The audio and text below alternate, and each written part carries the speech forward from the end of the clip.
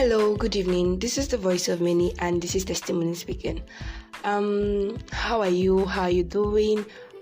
How is your day? How has been your day rather? And how has been your week? I hope it was not stressful. I hope you had a pleasant and beautiful week. Personally, for me, I had a beautiful week, and I was trusting God for something, and it came true. So, yeah, I had a beautiful week, and it's been 2 long weeks. My God, where do I start my apologies from? I'm so sorry. I'm sure Spanish is not going to work this time, but really, I will still try. Judge me all you want in your heart, but you know that, and I know that we miss the show, and I'm so sorry all this happened. Really, school has been a lot, and trust me, it's not easy to be Nigerian. Noises everywhere. It's just that day I want to record that everyone wants to make noise. I don't know what to do.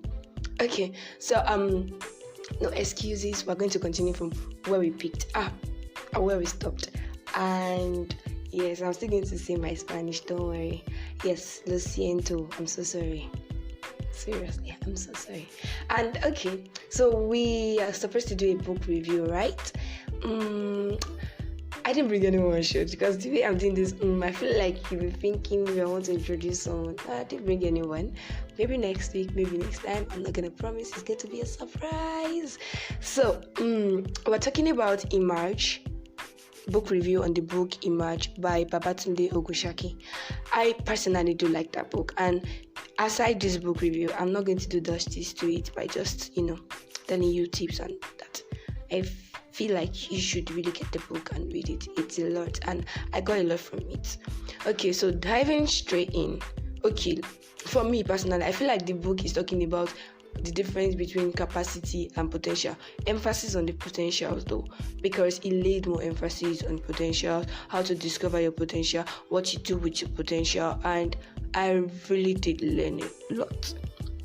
Okay, so what's the difference between capacity and potential? According to the book, Babatunde Ogunsakin was saying that capacity is your skill, what you are able to perform, something someone can pay you to do. Why your potential? Nobody pays for potential, because I can't just look at you and say, oh my God, you look like you're going to be a millionaire next year. Let me invest in you. That's trash. I have to see you actually making millions to invest in you.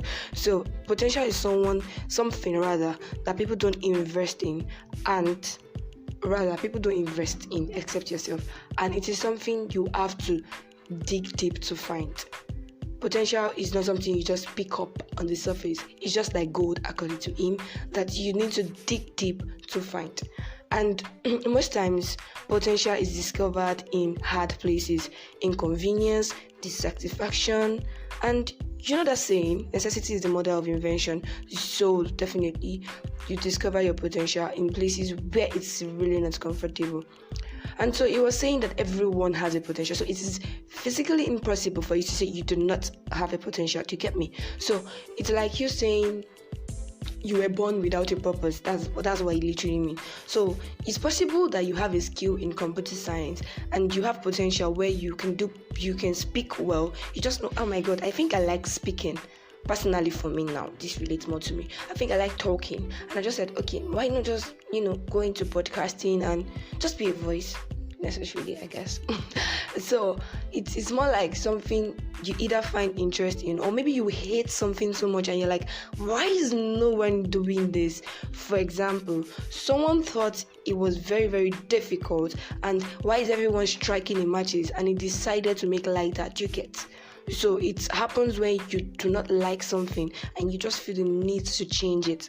And also, it was saying something along the line of, if you don't have a vision, you definitely might not discover your potential, because you have to have a vision of, in the next 10 years, I want to be at this place. I want to be in this place. I really need to have started working on these things. I really need to be this kind of person. So that vision is what's going to drive you to dig deeper. And he also made mention of the fact that for you to work and refine your potential, even after discovering it, you need to be passionate about it. Because, my God,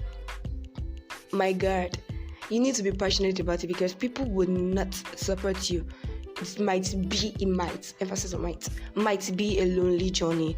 There might be no one to cheer you on, you're doing well, you're doing good, babe, and this stuff. And it might look like just maybe you're not doing it right.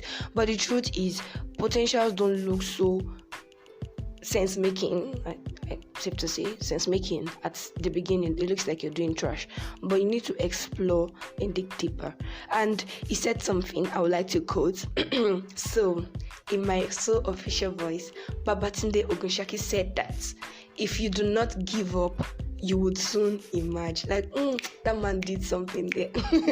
Okay, so it was saying something like, you need to press on and you need to be disciplined, because at some point, even people that you feel like, these people are supposed to support me, heck, you people know I can't do this, I thought we were family, they might really not support you. So you need to be disciplined, self-control, focus, restraint, and the likes of that.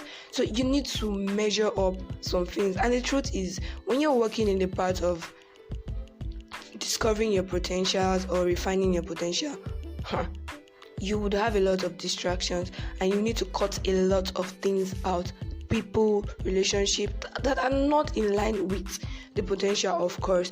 And one thing he said is that when the success starts coming and you start looking like, okay, you're doing well, it's looking big and it's making sense, is said to just take a deep breath and continue, because the worst enemy of success is the overachiever's mindset, where you say, oh, I've done this, I've done that. Don't be feeling all too, this is where I am already. This, how we brag now. Don't do that. We know how we do that stuff. It's me. If easy do the Nigerian way, if easy do So that kind of thing, he was saying to just take a deep breath and continue to push harder. You keep your goal in sight and press on to the finish line. So personally, I cannot talk about the whole book on the podcast. I don't want to bore you out, but I just want to give you snips so you can get interested in a book. And trust me, I don't know why this sounds like I'm even advertising this book, but seriously, the book was a good read and it would help you, and you just find yourself doing it right. And so let's now bring it back to the Christian age, and let's end it as believers that we are. So it's said to ask yourself some questions. Number one, are you really where you ought to be now? No pressure, of course, but are you really where you ought to be now? Then number two, are you living the will of God for your life, that God's purpose for your life? Are you living God's purpose for your life? Have you even discovered God's purpose for your life? This, my dear, is where you discover your potential. You feel like, oh my God, I'm supposed to be a banker. I learned accounting and, I studied accounting and likes like that. But if that is if God's purpose for your life is to work in another field, that's when you discover that, oh, so I have the potential to do this. I never knew. So you need to ask God for help. So He can show you what is your purpose on earth. And I used to say something, I don't even know where I picked that quote from, but I'm sure it's something I hold on to every time, and I think it's something you can also hold on to. I used to say something that I'd rather die than be killed. I don't even know where I heard that phrase from. And so according to that quote, is that when you die, you're dying empty. You've lived to have died. But when you are killed, you are dying with a lot of, let me not say dying, so as not to confuse us. You are going with a lot of baggages, a lot of skills, a lot of potential, a lot of gifts that could have blessed humanity. So I'll say again, with this in mind, I'd rather die than to be killed, because it's like you're cutting, exactly, that was what brought up the mind. It's like you're cutting short someone's life, even though maybe you were not murdered. That's killing, literally, in a sense, because you just cut short some generations from blessing and things that they could have benefited from you. So, on this note, I declare, on this note, I'm ending the show for today. Thank you very much for listening as usual. Testimony at your service. Love you. See ya next week. I don't know why I took a pause at that. Hopefully, please let Nigeria not happen to me again. I'm serious. I'll be consistent. Alright, bye. See ya.